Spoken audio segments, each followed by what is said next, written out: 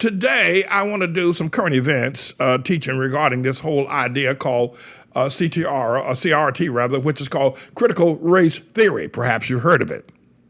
And what I like to do, as being, the Lord's servant, and of course being your news reporter of current events and explaining the news behind the headlines, I like to explain to you what critical race theory is. And let me clear the way and get your mind ready to hear exactly what critical race theory is in terms of my definition, which is right on, dead on, to say the best about it. And then I'll go on and explain to you why it is this definition by universal understanding. So here we go. Critical race theory is elevated bitching, moaning, and marching by black people. All right, there you go. Now, they are called Hamites. They are Hamites, rather, by race, by birth. The Bible only recognizes them as Hamites. If you go into the Bible, try to get into the pages of the Bible within the prophets, somewhere within the teachings of Leviticus, all the way down to the Gospels of Matthew, or somewhere in the letters of Paul or the book of Revelation, you won't be able to find any black people. Can't find them. You can't find any white ones either, by the way. But you won't be able to find any black people. They're Hamites. But they have gone so far away from biblical truths, they now call themselves black people. But anyway, critical race theory is elevated bitching, moaning, and marching by black people. Now, I'm going to be more definitive about that definition in just a moment. Perhaps you've heard about it. It's making its way across the liberal media. And let me tell you why the liberal media is now promoting this, because it has been around since the 1970s. But the liberal media now needs a response or a rebuttal to what is now being promoted by many within the conservative right-wing Fox Media, Donald Trump, Stop Steal, and Make America Great Again response.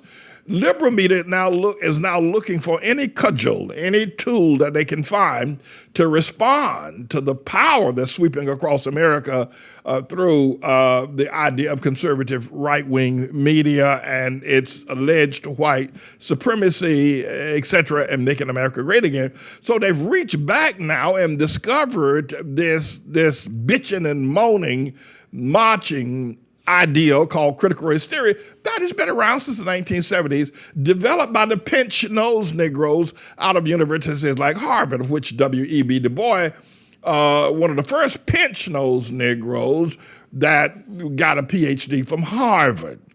So this theory has been around, but now it's getting mega promotion and publicity because the liberal Japheth, if you will, the Democrats, if you must, Joe Biden types need something to stop the onrush of the what's coming out of right-wing media regarding what they refer to as white supremacy, et cetera. And not only that, but then also are developing even a second paradigm in our ideology to be a political ideology to deal with the very power. I have to tell you, the movement to make America great again, the movement of Donald Trump that is being put forward by the conservative media, it is very powerful. And just a regular run-of-the-mill will give you what you need. The liberals to their constituents is not working. So they picked up this critical race theory. They've dredged it up out of some theories going back over 50 years now. And they've come up with another theory called woke.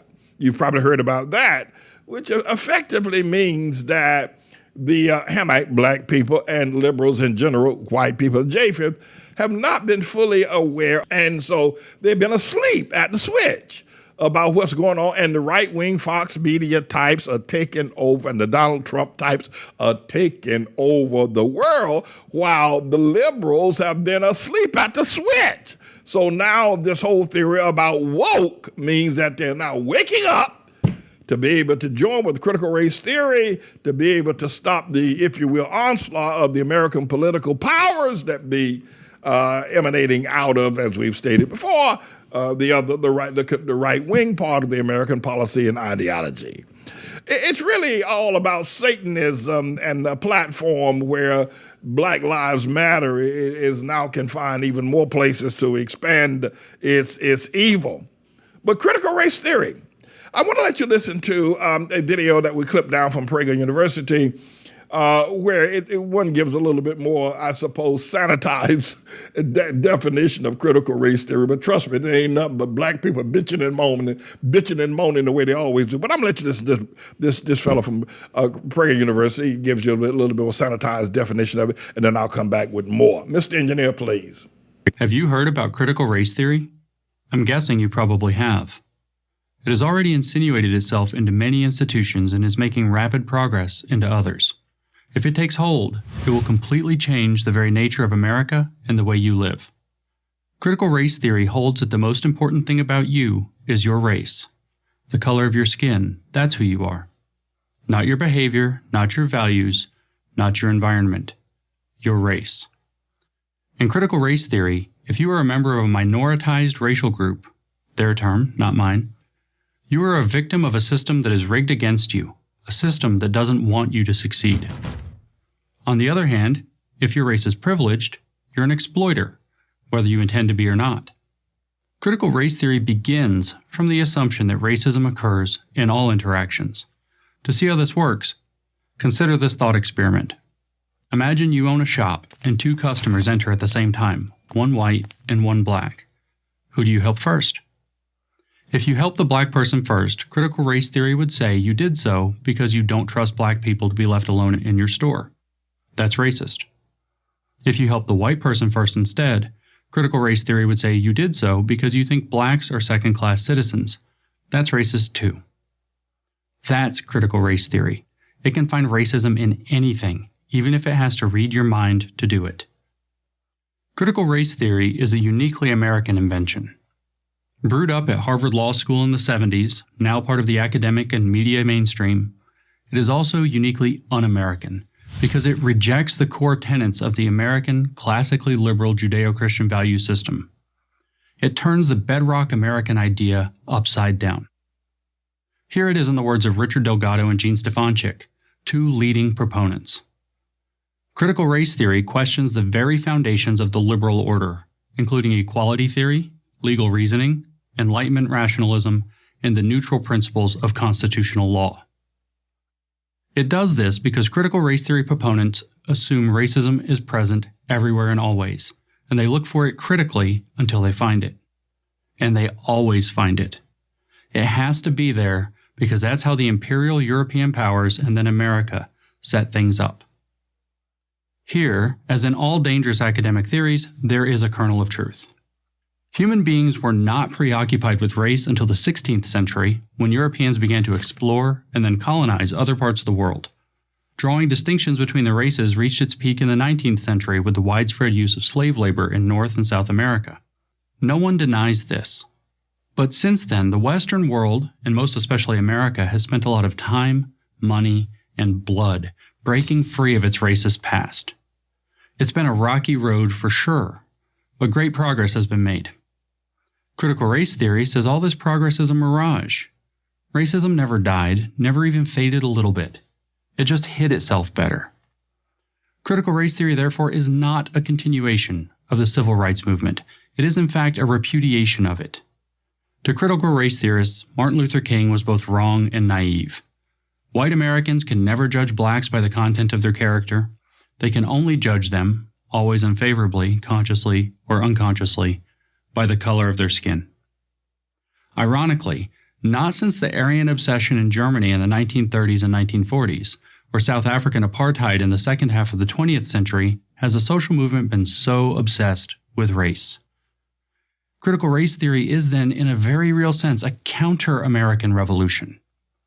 But that's a positive, not a negative to those who subscribe to the theory. The American experiment was given a 400-year tryout, and it doesn't work. So let's scrap it. That's what they believe. Is that what you believe? I'm going to guess that most of you don't. So how do we stop critical race theory before it infects the brains of too many decent Americans, especially young people, and turns us into something we have never been and shouldn't ever want to be? The answer is simple. Refuse to accept it. Don't be intimidated by the heads I win, tails you lose logic of this self-destructive, America-hating, anti-reality idea. Don't be bullied into thinking that you're racist when you know you're not, or that you're a victim when you know you're not. Defend yourself while you still can. You know, this whole idea of critical racism, and thank you for that presentation, is simply black people. Now, they're Hamites, but I'll use the term black because that's what you relate to, but they're Hamites. You can't find black in the Bible. But it is simply black people elevating their bitching and their moaning and their marching to a more pinch-nosed definitive way in terms of trying to make something out of their, pretty much in many ways, but not every Hamite person, their worthless lives. They're bitching and moaning from Harvard now, rather from Birmingham, Alabama, or from the backseat of some doggone bus somewhere. Their bitching and moaning now has the acceptance and the approval of the universities and the media like CNN, MSNBC, Washington Post, and New York Times is where they're now bitching and moaning from. That's all that it is. And it's just an elevated. It looks different. One may think that it's different. The language of it is different from, Stokely Carmichael and Black Power from years ago, or from, if you will, from the Black Panthers or the Nation of Islam. In terms of it's white people are devils. The language is different. It's more sophisticated. It's pinch-nosed Negro language is what it is. It sounds like it's all written by legal professionals because it sounds so enduring with such long, if you will, 75-cent words. It must be right.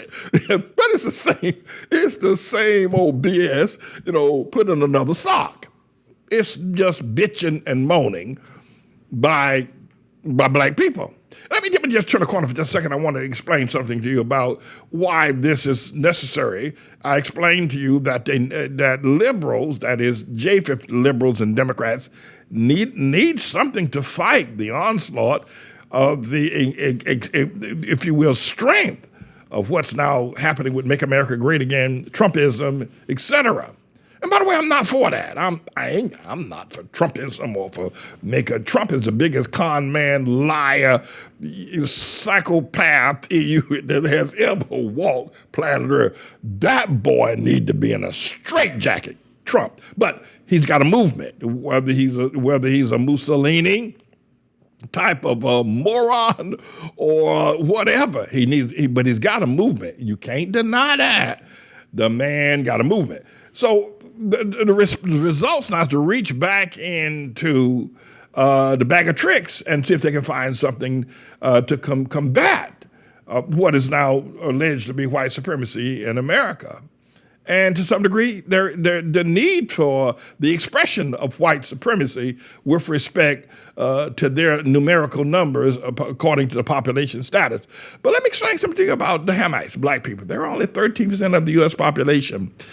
At the conclusion, at the beginning of the 20th century, they were at least 30% of the American population. Let's say, for instance, there were 100 million people in America back in 1907, right? 30 million of those would have been black, 30% of the population. Today, they're only 13%. Their numbers have dwindled. Again, using the same example, let's say there are 100 million Americans in America in the year 2021. Only 13 million of those are blacks or Hamites. They've dwindled down from 30% down to now, if you will, 13%. So they've lost 17% of their population mass. And the reason why Hamites, black people, are fewer now than they were 100 years ago is because of abortion, mass incarceration that comes further down the line, but men are going to prison and not having babies as often, and women are not getting married. And so as a result of the population status of black people has shrank to 13%. Abortion, rage, racism, and rap violence also is killing a lot of the potential. Let's say, for instance, a young black boy, 17 years old, gets shot down in the streets of Chicago, right? The same weekend, 3 others get shot down the street. So you got 3 young blacks from 17 to 21 gets shot down. I'm explaining to you why why the black population is dwindling. So 3 young black men get shot down in Chicago, right? Those 3 black men potentially could have been the father of anywhere from 9 to 12 children 12 years from now. Those 12 children will never materialize. You see what I'm saying? And that's happening all over America, whether it's in South Central Los Angeles or in Dallas or in Bronx, New York or Bed-Stuy. That's happening all over America, whether it's in Cleveland or whether it's in Ferguson, Missouri. That same decline of population by the shooting of the rap violence, of the shooting down of Hamite young black men, depopulates because they don't give birth to children. And so we're now at the bottom of the minority poll. Actually, the Latinos, that's the brothers from down in Puerto Rico, Dominican Republic, or parts of the South America, Caribbean, make up right now 17% of the American population and growing. That's right. And they also have a larger economic status than black people do as well. Now, they're not as politically vocal as blacks are. We explained to you this critical racism is nothing more but black people bitching and moaning from a different perspective than they did from the Montgomery bus boycott or the marching on the Edmund Pettus Bridge. This critical race theory and woke theory is just elevated bitching and moaning by people who can string together a whole series of 75-cent words after graduating as a pinch-nosed Negro from Harvard University or from Princeton or from Georgetown or from Columbia or Duke or one of those places, right? That's what we're saying. So Latinos make up now 17% and are growing, and they have a large economic structure. They have a greater employment. They are greater homeowners, business owners, where Latinos used to be in terms of their population and economic structure and standing beneath the Hamite black people. Now, Latinos and blacks they're both Hamites, but we're talking as we segregate now. This whole business of the critical race theory will not be necessary in the next 10 years. Neither this whole business about wokeness will not be necessary in 10 years because there'll be so few black people to bitch and moan because they're going to kill off each other. And as a result of that, there will possibly have no need of it. I want to turn one other corner as well. When you look at this elevated bitching and moaning called critical race theory, and that's all that it is. It's just a more sophisticated Black Panthers. It's a more sophisticated, if you will, of the people like Stokely Carmichael and or the Black Muslims, or the Mau Mau's, or some of the other movements. It's just more sophisticated. It's now being led, to be sure, by the pinch-nosed Negro. Now, the pinch-nosed Negro, you can find the definition of that in the Urban Dictionary as the Negroes who got an education and at Harvard or someplace highly sophisticated and greatly recognized, and they changed the way they talk. The pinch-nosed Negro, because he's not educated. And he can do that. He changes the way he talks.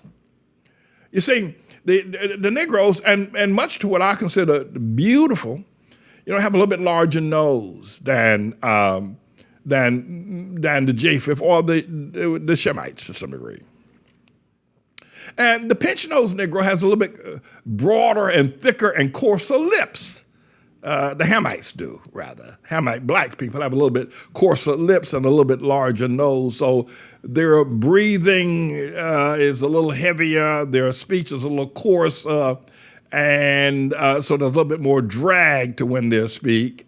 And now the Japheth people, we refer to them as white people, have thinner noses and they have thinner lips, and so their speech is a bit lighter and less coarse. But the pinch-nosed Negro that goes to Harvard or some other institution and gets himself involved with a lot of, if you will, structured if you must, Japheth people, likes to talk like them. So he pinches his nose to make it skinny, like the white man's nose. So he talks like this, and so we think that transgressionally, legally, that slavery is Mary and berries and fruit berries and strawberries, and and he talks with a pinched nose. Now, if you get him down home and he'll let that when he stopped pinching his nose, he'll talk like a brother. So I call them pinch nose Negroes. Watch them. You'll see them on television. They all sound like, what the hell is that? Is that a black man talking like that? No, it's a pinch nose Negro. That's who's talking like that. So this is this woke business and this critical race theory. And by the way, I just don't mean to be contemporary, if you will, putting the Hamite people down. Let me say something to you. I don't think there's anybody on the planet that loves the Hamite. Now, he calls himself black more than I. I've lived and worked in Harlem for 39 years as a pastor. I fed over 1 million meals. I founded 3 schools, and I've educated young children who perhaps had no future whatsoever. We trained them, disciplined them, and educated them and got them ready, and they cracked open the doors of Yale, of Juilliard, of New York, of law schools, of New York Law School, of St. John's, universities, and Adelphi, and Pace, and Berkeley. They've all gone and graduated at the level of law degrees and studying at PhD and medical degrees. I've done that to children that perhaps God only knows what their future would have been. And I did it because I love them. And I wake up every morning in Harlem. You know, I used to say this, though. I used to say that I don't run away from from black communities, ghettos, and go live in a ritzy, safe white neighborhood. And for 39 years, I've lived right here in Harlem. But I have to tell you now, Harlem has become a ritzy white neighborhood. It's too ritzy and rich for black people to live there. But having said that, I don't want you to misunderstand me. I am a graduate of 2 prisons, Dannemora, Clinton, up in New York State, where I served a 10-year prison sentence, and a 3-year prison sentence down in Rayford, Florida, Union Correctional Facility, where I worked on the chain gang. But I've also worked for 3 major multinational blue chip corporations. So I've been around, and I've been around the Hamite, the black man, all my life, and I don't hate him. I've fed him. I've educated him. I've given him a place to stay. I've helped you strengthen his family. So don't think what I'm saying about these critical race theory is nothing more than elevated bitching and moaning, or my putting down this whole idea as somehow or another that I'm some sort of an Uncle Tom. No, I am not. I'm just trying to help the brother, and all I've said about him is true. Let me share one other thing with you, because I come from a different era. You know, from 1865 at the conclusion of the Civil War to 1965 was a 100-year run. And in that period of time, 2 years after the Civil War, the Hamite man who the way I think, began to build schools and universities. Within that period of time, within a period of 20 years after the Civil War, Morehouse College was established. Howard University was established. Hampton University was established. Fisk, Tuskegee, a little bit later on in the 20th century. All of these schools were built during the time when we didn't use critical race theory as somehow or another blaming, bitching, and moaning about white people being racist towards us. We had just come out of slavery. What was real was real. We didn't use the blaming and the bitching and the moaning and the critical race theory and the marching and the protesting. We just went out and did things. We built Morehouse. We built Hampton University and a ton of other schools and churches and businesses, and put people in the Senate. 20 years after slavery was ended, put 2 senators in the Senate that were allegedly black. Now, they were Hamite. But we didn't adopt this theory of bitching and moaning until the 1950s. Bitching, moaning, blaming, and marching. And now we've elevated that blaming, bitching, and moaning up to what now is called critical race theory. And we think we're doing something damn it smart. I've never seen anything as ignorant and backwards as that. And then here you got the Africans coming here now. running over here from every little hamlet and town and tent and hut over there in Africa, talking about we need to have African history, while at the same time, because the critical race theory now needs to be taught in schools about education, about the history of black people and all that stuff. Here they come, these Africans. I tell you what, you Africans running over here talking about, or you people calling yourselves African Americans, talking about we need to have our history taught. You bring me the damn history books that showed how your kings and your witch doctors sold women and children to white slave ships and white slave purchaser for 100 to 200, 250 years. Bring me the damn history books that show, because that's exactly what the hell y'all black African kings and elders and witch doctors did to your women and children and your young boys, your shoulder. Bring me that history book, and then maybe I might want to look at some other history about what happened here in America. But I've never seen nobody that bitch and moan and blame the way, and now you call it critical race theory. You've given a smart title. I tell you that, I will give you that. It does have a bit of a smart title, but it's the same old blaming, bitching, and moaning that you've always done. But before this theory, and before this time period of the era of which I belong to, we did things. We built things. We built schools. We built churches.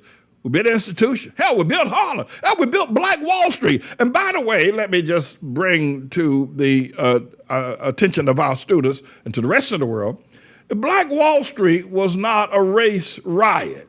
No, it was not. No, let's not characterize that as somehow or another. A bunch of angry white folk decided to go into Black Wall Street there in Tulsa one night and just start shooting and killing and burning. No, that isn't what happened. Let me explain to you what took place. There was a young man who actually worked pretty much as a, all-person, shining shoes, and he was dating this pretty white girl who worked in one of the department stores there in the main area of Tulsa. But, it was the 1920s, and so they couldn't kind of, just walk down the street holding hands or sit at the jukebox and soda and dance there. So they had to keep their relationship, because he's black, young man, she's white, had to keep it down on the down low. So he went over to see her, and she was the elevator operator, and the elevator operator door opened, and he was kissing her, and they didn't realize they were so into that kiss, and somebody saw it, and she cried rape. And so, but the boy wasn't raping the woman. They were doing what they've been doing, what young people do when they fall in love. That she betrayed him and cried rape. And so they arrested him, put him in jail. And so that night when they heard that the black man had raped a pretty little white girl, all the white men got together, went down to the jailhouse, said, give him, we want to hang him, because they're teaching him not to rape our. It wasn't about they wanted the race right, they just wanted him. They just want, but listen, the Japheth boys, they love to form posses. You ever watch, Wyatt Earp, and all those Blazing Saddles? They love to form posse. Whether you're black or white, they will hang you. Ask Cat Ballou. So that's all they wanted. But here's what happened. Here's the thing that needs to be, we need to really lift up in our schools in a great way. Now we're talking about critical racism, the elevated idea of blaming, bitching, and moaning and marching by black people. So here's what happened. All of the white men got together and went to the jailhouse and said, give us that black boy that's raping our white girl. And so when the black men heard about it over Black Wall Street, they said, well, ain't going to be no lynching. Let's let him go to trial, see what the deal is. Because they had suspected that it was a love affair. It wasn't no rape. It's a love affair going on. So all the black men got their guns, and they went to the jailhouse, told the white boys to stand down. The white boy told the black boys to stand down. And they started shooting. And that was it. But ultimately what took place, because there was a larger number of the Japheth men there in Black Wall Street of Tulsa, they prevailed. And looking for the men, they burned down houses, etc. But there was no mass killing. I doubt 20 people died in that event. But they tried to say 300. They've never found the bodies of the graves. But what I want to say, it was not a race riot. It was just a race war. And the thing you might want to beat your chest about, if you do that kind of thing, if you're a Hamite, is that The Hamite brothers said, you ain't gonna lynch him. So they got their guns and went down and had a shootout at the jailhouse. That's all that was. It turned out to be a looting and a burning, not a looting, but a burning as well. So here, this critical race theory, this woke, is just one more way in which the liberals are trying to deal with the onslaught of a movement by Donald Trump. Whether you like him or don't like him, I think he's a con man. I think the boy is pathological. I swear Donald Trump needs to be in a damn straitjacket. That boy lies.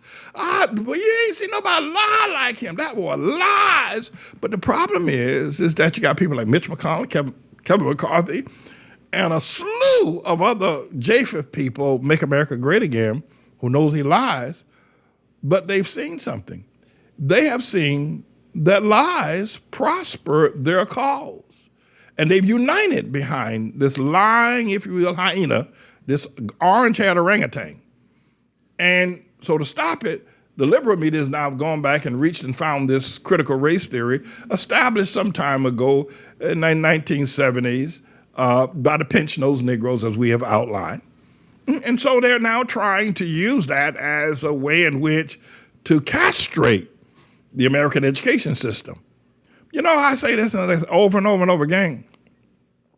You say you want black history, right? You say you want a black history taught in the schools.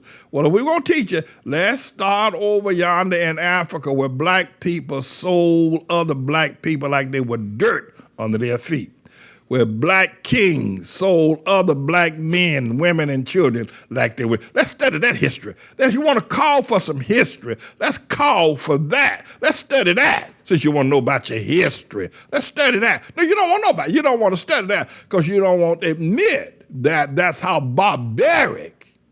I'll tell you this. There may have been some awful and heinous and wicked, if you will, treatment by the white man, he's a Japheth, or the black man in slavery. There could have been some atrocious suffering done and perpetrated on the black man. But I'm going to tell you something. I'll tell you what the Lord loves. You'll have to look far and wide to find something as deep as what black on black people did to one another before the slave trade there in Africa, what kings who captured other nations, and what Timbuktu and Mali is all about in the first place. So, you know, stop being a hypocrite, right? And if you want to call for history, don't call for a part of it you think you can benefit from, where you can do a critical race theory, but call for all of the history about the things that have been done. All right, so I'm going to wrap all this up, but I do want to say this, that what has now happened since the 1950s is that the Hamite, the black man who used to have Harlem, who built Morehouse and Howard and these greatest education institutions without a dollar from the government, did all these extraordinary things. Now all of a sudden he can't go to the bathroom unless the government buys his toilet paper. And it makes me sick to my stomach. I tell you the truth. I'm asking the Lord, well, I'm not asking the Lord for this, but the day may have to come. Well, I am so sick of these wimpy, pinch-nosed, if you will, Hamite black men who can't pee straight, always talking about the white man done to them. I am so sick. And these pinch-nosed Negroes, thank you, Mr. Engineer, lead that up. These pinch-nosed, look at that boy over yonder with all that long hair looking like a little girl. He thinks he is a girl, or this Eddie Glaude, or this Michael Eric Dice, or this Cornell Ware. They're all pinch-nosed Negroes, and they have destroyed the integrity. I swear, if were I a woman, and I say this, with a bit of tongue-in-cheek idea, when it comes to the black man, I swear I might become a lesbian. Because ain't no way on earth I'd want to have sex with the average black man walking down the street talking about the white man's always against him. Hell, you can't ring my bell. You too damn weak. All you know how to do is say the white man and the white man and the white man. He's this and he did this and he held us back and he's holding us. The hell, I wouldn't want to have sex with no damn body like you. Where a black woman, what the hell you ain't no man. The hell is it? And I have to tell you, Moses got in trouble, and that's why I'm being very cautious about what I say here today.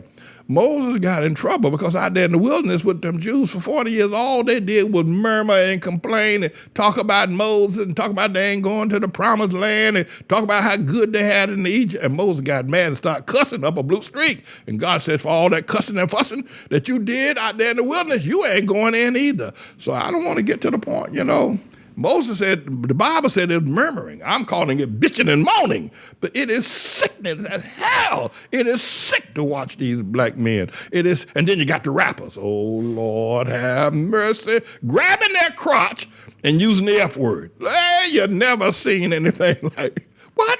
Is this society? Is this a dream? We're going to wake up and find this is all some sort of a nightmare? These crotch-grabbing F-bomb droppers, if you will. Never seen anything. And then let me talk about the godlessness of the churches. So this whole idea of critical race theory is sickening. Now the churches, they've become godless bastions of liars and money changers. Don't go to a church. Not if you need salvation and you want to be educated and you want to hear the truth. If you go inside these churches, they become, especially the Hamite and black churches, they've all become LGBTQ training grounds. You say, well, Pastor Manny, my God, you're going from one idea to the other. I don't mean to. It's just I got a lot to unpack. There's a lot of hypocrisy going on. I've watched this decline from 30% population of America to 13% because of race, because of rage, because of abortion. I watched him die, this black man. I've watched him. He doesn't own anything. There is a video that's gone viral over in China where I said some 14 years ago about the Hamite brother, and I said it because I love him. I love him. I do. I still love him with all his faults. I love him, and he ain't gonna never find nobody that loves him the way I love him. But because I love him, I tell him the truth. And the Chinese, who I plan to negotiate with in the next few months, along with this major billionaire entrepreneur in Nigeria called Dangote. But I plan to negotiate with the Chinese because when I was in Ethiopia and other parts of China, I see they're spending massive numbers of dollars building up Africa. So I want to be a part of that process of the billion and trillion dollar investment that China is investing in Africa. But the Chinese, this video has gone viral in China because they clearly understand I'm telling the truth and they know it's not hate. They are praying that the Hamite people would hear this rather than critical race theory. Mr. Engineer, would you run that segment that's gone viral over there in China? Ask God to help us because only God can help black people where they are. Black people had Africa, that big old continent over there. They never built one boat that was seaworthy, not one. There's not one monument in Africa, in all of Africa. I know you're talking about Egypt. Egypt is not Africa. There are no great cities that were built. Even before the first colonization of white people coming to the shores of Africa or the slave ships, black men built nothing. No sewer system, no houses above one level, and none of them made out of stone, all of them made out of grass and wood. Black men, before the white man ever got to Africa. The worst thing that could ever happen to South Africa was when they gave it to Nelson Mandela and black folk. That was a great nation. Now, notwithstanding apartheid was wrong, we all know it's wrong. I'm against it. There should have been some other resolution, though, than turning it over to Nelson Mandela. Disease, AIDS, and crime is running wild in Johannesburg. They're killing one another over there. They're dying of sickness. The government is mismanaged. The people who ran the nation are now leaving the nation because black folk don't know how to run no nation. They don't know how, and we need to admit it. I know you don't like it, but you need to stop shucking and jiving. We got a problem. Nigeria produces oil every year, yet the children over there are hungry and pot-bellied and walking barefoot. We got a problem. You talk about the Hutus and the Tutsis. Look what's going on in Zimbabwe now with Mugabe. We got a problem, black folk. And forget about Zimbabwe and South Africa, Nigeria. Look at what y'all have done in Harlem. You can't even hold on to Harlem. We got a problem. Black folk don't understand the world. You can get mad with me all you want. You can say what you, but you can't prove me wrong. I did not send this video to anybody in China. They picked it up and it is going viral. I have traveled to China twice. We've taken a group of students and teachers to China on 2 traveling classroom experiences. I believe that Almighty God has allowed this video and its truth to be heard in the Chinese people, because I plan to, as soon as I can continue our organization of the Hagar Renaissance Revolution, to begin to talk with China about the financial development of the Hamite people, both here and abroad, throughout the Caribbean, because I believe that my great love will be seen, and that the truth that I have told over the years will be greatly appreciated. This is a clip of me riding in a rickshaw, Elizabeth and I. I suppose it was more than 10, 15, 20 years ago, on our first visit to China. We are going back to the Chinese economic, back to the Chinese government, and make an appeal on behalf of what we refer to as the ATLAH nation, that God, that we can reach out. And I ask for your prayers. And let me say this, I am always going to tell you the truth. I see the rapper and the Hamite men of today. I grew up with men that were men. I grew up with, and so pardon me, but I swear, all these black men do today is bitch, blame, and moan about everything, or rap and cuss out everything. And then the pinch-nosed Negro, the Eddie Glauds, the Michael Eric Dyson, the Van Jones, the Cornel West, they are nothing more than glorified, if you will, house Negroes, along with people like the Lori Lightfoot, the mayor of Chicago, or the so-called Hamite mayor of San Francisco, or Keisha Lance Bottoms down there in Atlanta. All of these, the mayor of Houston, all of these are nothing more than glorified house Negroes. They have no understanding. They have no love. They have no connect with God. They never speak about God. And they are destroying an entire generation, and they are destroying America.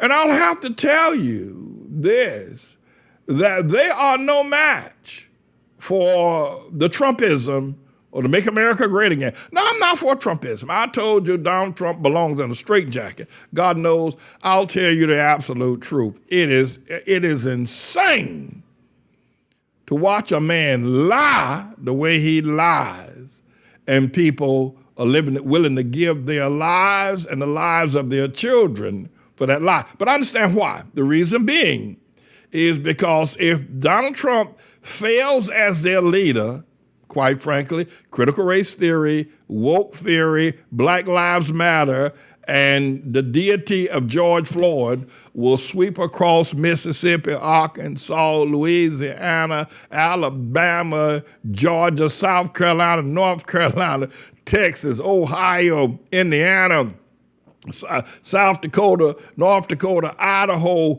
and there won't be anything left white in those states except cotton and lilies. So they're going with Trump. They are going with him as the last great white hope. But critical race theory, well, and wokeness, well, I would suggest they would both come to ATLAH. That's what God said. The land where the people shall walk barefoot because the land is holy ground. I'm the Lord's servant. And he's calling for righteousness. Listen, men and women of goodwill, please hear me. Black Lives Matter must be defeated. The concept, their position of power at present, must be destroyed. Black Lives Matter must be destroyed. The Lord has sent his holy word to free you from the chains of all the lies, the false leaders that you hold high. They've placed illusions right before your eyes. You keep thinking that they will bring you change. All your marching, yet still no victory. Confusion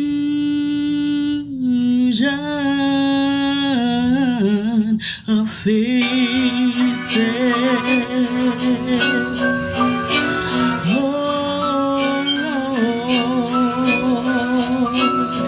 Confusion of faces.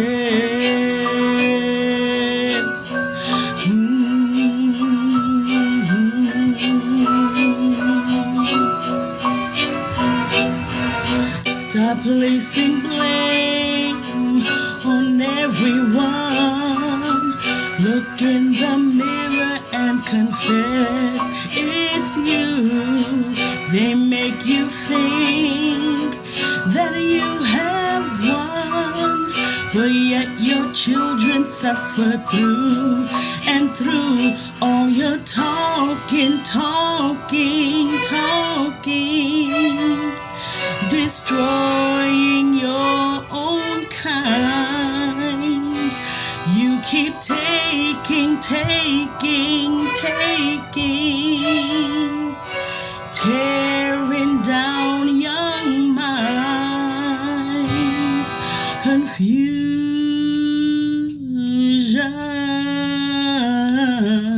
of faces.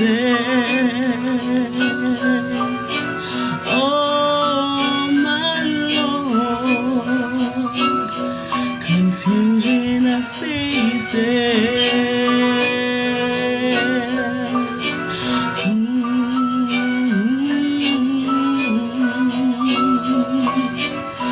Confusion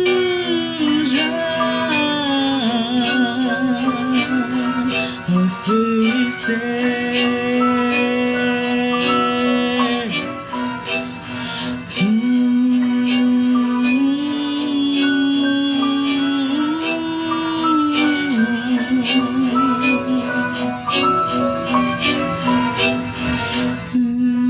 My tweet read, "Stop Black Lives, that Black Lives Matter."